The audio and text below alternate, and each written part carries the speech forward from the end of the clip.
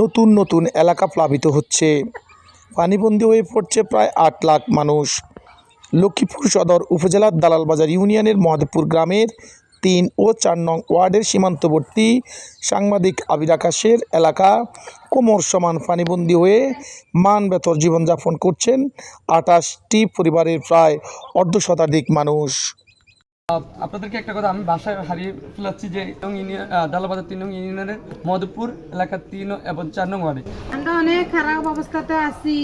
মানে আমরা রাস্তাও নাই, মানে এতন পানি উড়ি রাস্তা নাই কারণে আমাদের নিচে পরিজনের কারণে আমরা পানিয়ে আজকে কদিন পরে আমরা খাদ্য কেন আমরা খাইতে পারি না, রাঁধতে পারি না, খাইতে পারি না।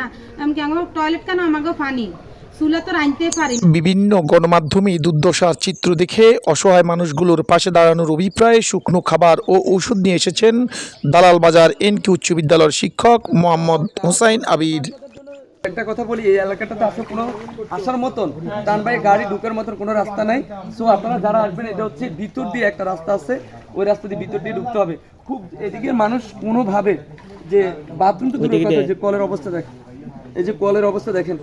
বসতঘরের ভেতরে ভেলা দিয়ে যাপিত জীবনের চিত্র দেখে অনেকেই মর্মাহত হয়েছেন। তবে এই এলাকার খাদ্য ও বিশুদ্ধ পানির সংকট চরম পর্যায়ে রয়েছে। প্রাথমিক চিকিৎসার ঔষধ, আঙ্গুলের চিপায় ক্ষতের ঔষধ অত্যাধিক প্রয়োজন হয়ে দেখা দিয়েছে। আজকে ৬ষ্ঠ দিনের মতন এই যে ওষুধ এবং খাবার যতটুকু সম্ভব আমাদের পক্ষ থেকে আমরা বিতরণ করে যাচ্ছি।